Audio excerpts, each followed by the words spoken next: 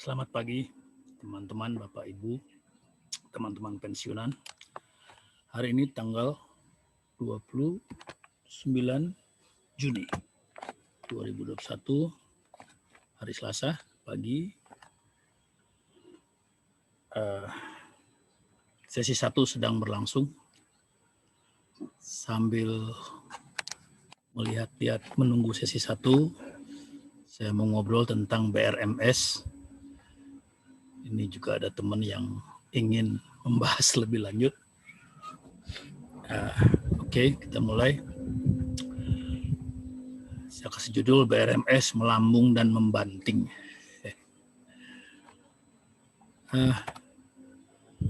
Sebelum ini 6 hari atau 7 hari yang lalu saya menayangkan video menyangkut BRMS juga. Ya, ini.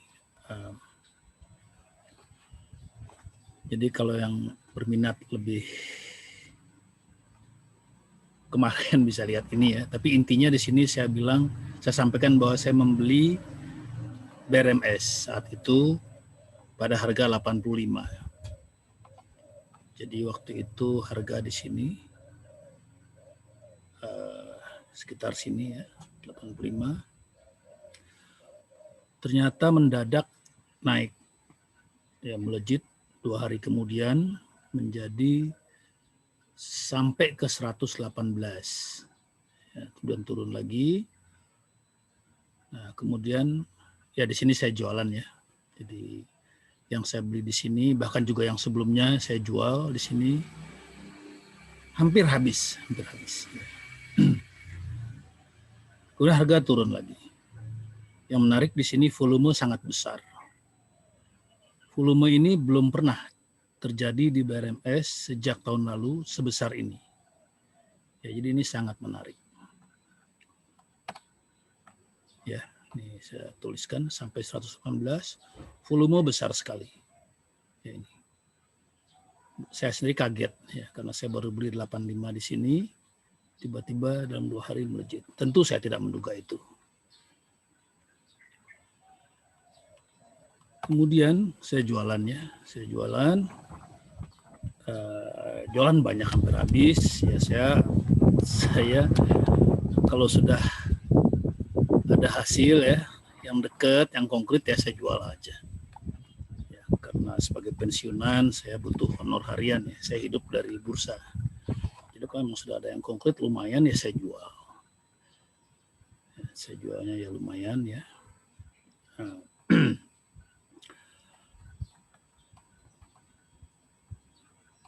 Kemudian tiba-tiba 4 hari kemudian kemarin ya, dibanting lagi, jatuh ke 102. Maka saya masuk di 103.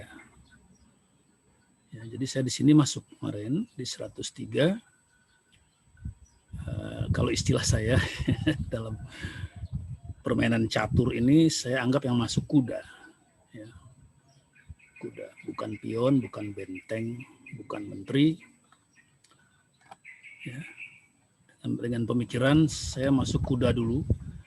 Kuda ini artinya jumlahnya nggak kecil, tapi juga nggak terlalu besar.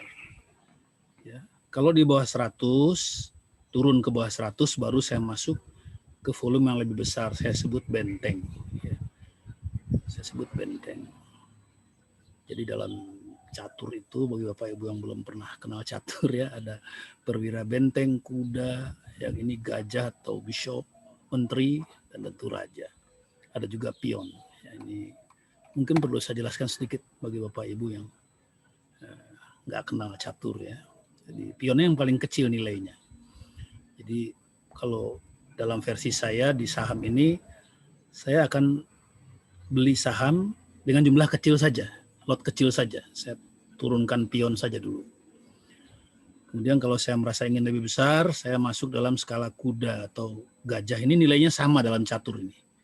Ya, dalam dunia catur, nilai pion paling kecil, nilai lebih tinggi adalah kuda dan gajah atau peluncur atau bishop. Dan nilai yang lebih tinggi lagi adalah benteng. Ya, ini, dan yang paling tinggi adalah ster, menteri. Nah, saya biasanya kalau saya sudah mengalokasikan dana kepada satu saham, dana itu akan saya bagi dalam 5 kategori ini. Kecil dulu, pion, lebih besar, kuda atau gajah, lebih besar lagi benteng, dan kemudian paling besar adalah menteri. Jadi saya nggak masuk sekaligus begitu. Itulah kenapa saya anggap saham ini bagi saya adalah semacam main catur. Ya, sangat penting mengatur lot. Tapi itu nggak harus diikuti, cuma cerita kok. Nah, jadi kemarin saya membeli BRMS pada level volume atau lot sejumlah level kuda. Ya, artinya tidak pion terlalu kecil, tapi juga tidak berani benteng terlalu besar. Kuda saja. Ya, ini adalah konfirmasi dari sekuritas ya. Saya beli BRMS 4.000 tambah 2.000 tambah 2.000 8.000 pada harga 103. Ada lagi sedikit di tempat lain. Jadi itulah yang saya maksud dengan level kuda, volume kuda. Tidak terlalu besar tapi juga tidak terlalu kecil. Lalu pertanyaannya, kenapa pilih kuda? Kenapa sih pilihnya kuda? Alasannya begini. Volume ke 118 itu sangat besar ini. Ya, volume sangat besar ini. Terbesar sejak Wexler masuk. Nah, Wexler nanti saya ceritakan. Sejak Wexler masuk ke BRMS, ini volume terbesarnya. Kalau pion kan kecil. Saya takut menyesal kalau mendadak harga naik melejit. Kenapa? Karena pada saat naik ke 118 dengan volume sangat besar ini, bagi saya ini tanda pasar sangat berminat dengan BRMS. Tentu punya alasan sendiri. Kalau hanya sekedar gorengan, saya pikir tak perlu volume sebesar itu. Kan bisa saja diduga itu gorengan ya. Tapi kalau menurut saya sebesar itu volumenya untuk gorengan tidak perlu. Tidak perlu. Jadi ini memang menunjukkan satu minat yang besar di pasar. Ini tafsir saya ya. Silahkan yang beda tafsir, tapi tafsir saya begitu. Nah, kalau pasar sudah berminat seperti itu, ya bisa saja tiba-tiba harga melejit. Jadi saya nggak berani taruh pion, nggak berani juga taruh benteng, saya taruh kuda. Ya. Kalau naik, saya nggak menyesal. Kalau turun, saya juga nggak terlalu khawatir. Jadi pertanyaan adalah, kenapa nggak benteng aja yang maju? Atau menteri sekalian? Karena saya masih takut-takut. Kenapa takut? Karena ancaman bantingan 25. Ini istilah saya ya, di BRMS-nya ada bantingan 25. Saya takut pada ancaman bantingan 25. Apa itu? Mari kita lihat dulu grafik BRMS sejak tahun lalu, bulan September. Ya. BRMS itu mulai dinamis gerakannya, grafiknya setelah bulan September, yaitu saat Wexler mengkonversi piutangnya menjadi saham dengan harga 84. Nah, sejak saat itu terjadi gerakan yang dinamis di BRMS. Jadi dari sini ini kelihatan sebelum September ini rata aja, ya, hampir tak ada, hampir nggak liquid. Kemudian setelah September terjadi fluktuasi yang besar dan volume yang mula-mula tidak terlalu besar, kemudian makin dinamis.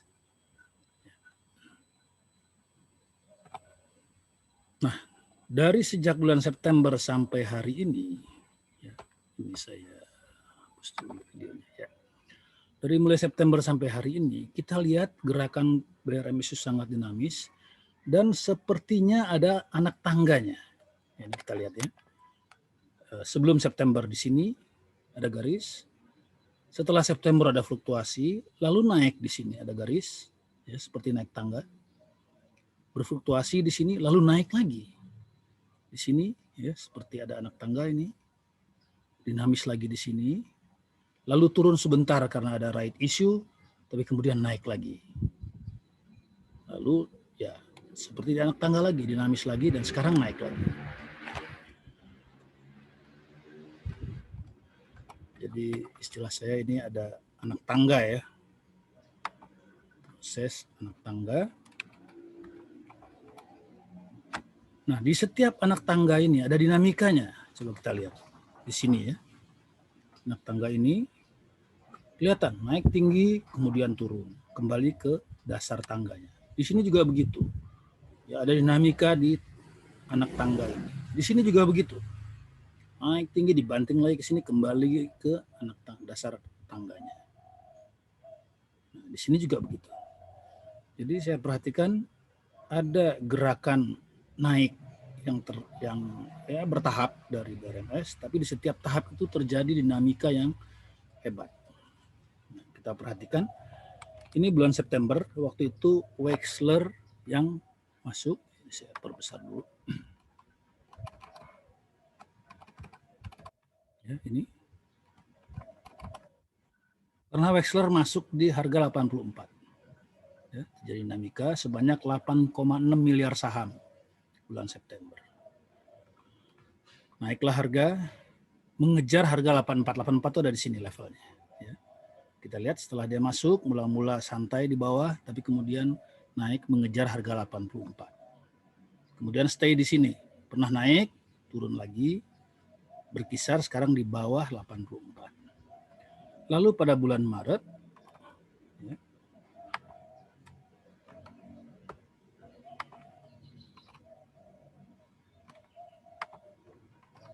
pada bulan Maret di sini terjadi right issue ya, dengan harga Rp70 sebanyak 22,9 miliar saham tanggal 30 Maret tahun ini. Ya, harga turun sebentar karena harga right issue-nya lebih rendah dari Wexler 70. Kemudian naik lagi. Dibanting lagi di anak tangga ini, kemudian naik lagi dengan volume besar kemarin ini. Jadi ini yang menurut saya satu pola yang agak unik dari Wexler pada tahap ini. Dari BRMS, dari Wexler. BRMS ada pola kenaikan yang unik. Nah, saya lihat di setiap anak tangga ini yang dinamis tadi, itu ada bantingan. Ya, bantingan harga jatuh. Bantingannya kira-kira 25% pada titik kira-kira ya, titik maksimumnya. Makanya saya sebut ini bantingan 25 ya, ini nama aja ya. Nama aja kita lihat. Ya, ini naik dibanting. Naik dibanting. Naik dibanting, naik dibanting, naik dibanting, naik dibanting, naik. Nah, ini kira-kira ini 25% nih yang bantingan mautnya ini ya. Selalu terjadi. Jadi ya saya berhati-hatilah. Ini agak unik ini. Jadi, ada kenaikan yang jelas ya anak tangganya, tapi bantingan-bantingan memang mengerikan. Ya, ini kalau saya perjelas lagi ya, ini saya bikin kotak-kotaknya ini, ya, yang saya sebut bantingan 25 ini kita lihat. Ini saya sebut bantingan 25, ya, yang dalam kotak nih lihat. Ya, naik ke atas, dibanting turun. Ini kira-kira 25% nih turunnya.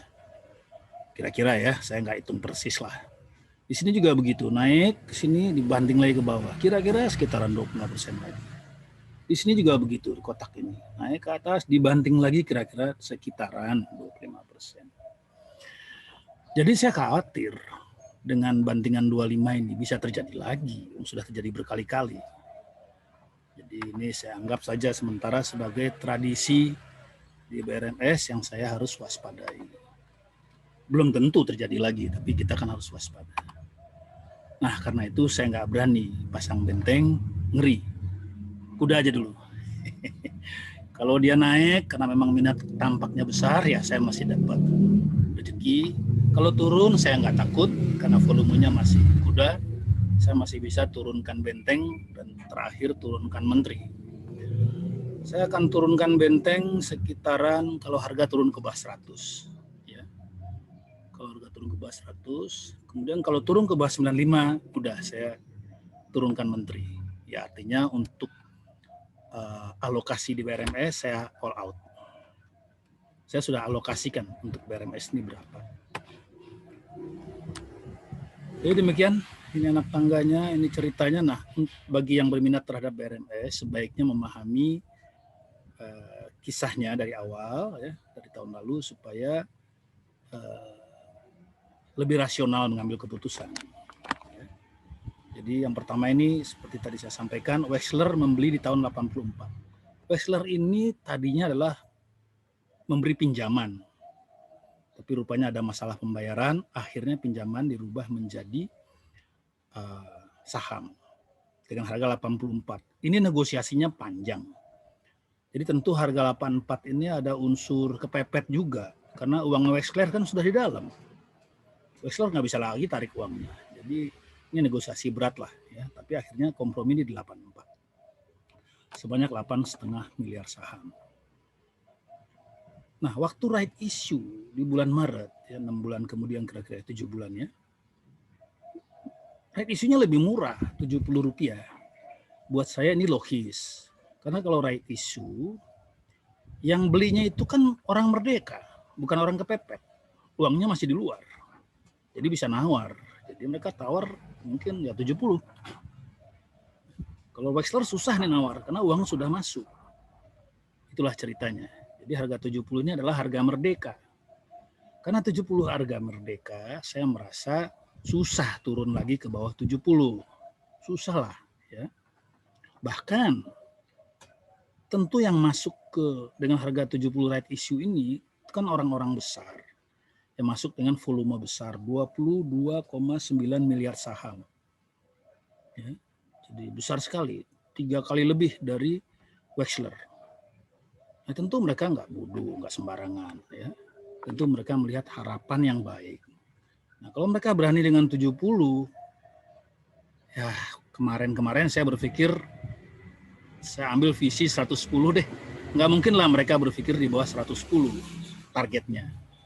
Ya, malah terlalu kecil mungkin. Ternyata sudah tembus sekarang. Sudah tembus 2 kali, malah sudah sampai ke 118. Jadi sekarang visi saya, ya, perkiraan saya naikkan. Oh, kalau gitu saya taruh double. Barangkali para pembeli right issue ini barangkali mengharapkan double dalam tempo yang tidak lama. Jadi saya anggap sekarang patokan saya pribadi 140, 2 kali angka ini. Kalau melihat sekarang saja sudah pernah sentuh 118, saya kira 140 bukan harga yang terlalu muluk-muluk. Karena itu saya berani beli di 103 dan pasang kuda. Maunya pasang benteng, tapi takut ada bantingan, nanti saya nggak sempat menikmati bantingan. Bagi saya kalau ada bantingan, ya kita harus ikut menikmati kalau bisa. Ini dia beritanya, ya, Wexler Capital kuasai 21% saham. Ya, jadi dengan harga 84 tadi dia beli 21% saham. Ya, ini konversi utang ya, perseroan sebanyak 52 juta dolar atau 761 miliar. Kemudian untuk right issue saham baru adalah 22,9 miliar dengan harga 70. Perusahaan dapat uang 1,6 triliun. Pelaksanaan kemarin berakhir 9 April. Jadi demikian, supaya dapat gambaran, saya kira juga bahkan turun ke 84 pun enggak lah. Wexler beli tentu sudah dengan due diligence, dengan studi. Jadi, dan itu harga kepepet. Artinya mestinya Wexler mau lebih murah ya, tapi memang itu harga kepepet ya 84 dia terima. Tentu ada alasan. Karena itulah saya pikir di bawah 90 terlalu murah. Makanya kalau turun di bawah 95 ya saya ambil volume menteri deh. Ya, kalau di bawah 100 saya ambil volume benteng. Sekarang 103 ya saya kuda dulu. Kira-kira demikian penjelasan catur untuk WRFS. Ini bukan rekomendasi, ini bukan sesuatu yang harus dicontoh, ini cuma diskusi. Saya cerita apa yang saya lakukan, pemikirannya barangkali menimbulkan inspirasi atau diskusi bagi teman-teman saya, Bapak Ibu dan khususnya teman-teman pensiunan. Demikian, semoga bermanfaat. Salam sehat, selamat pagi.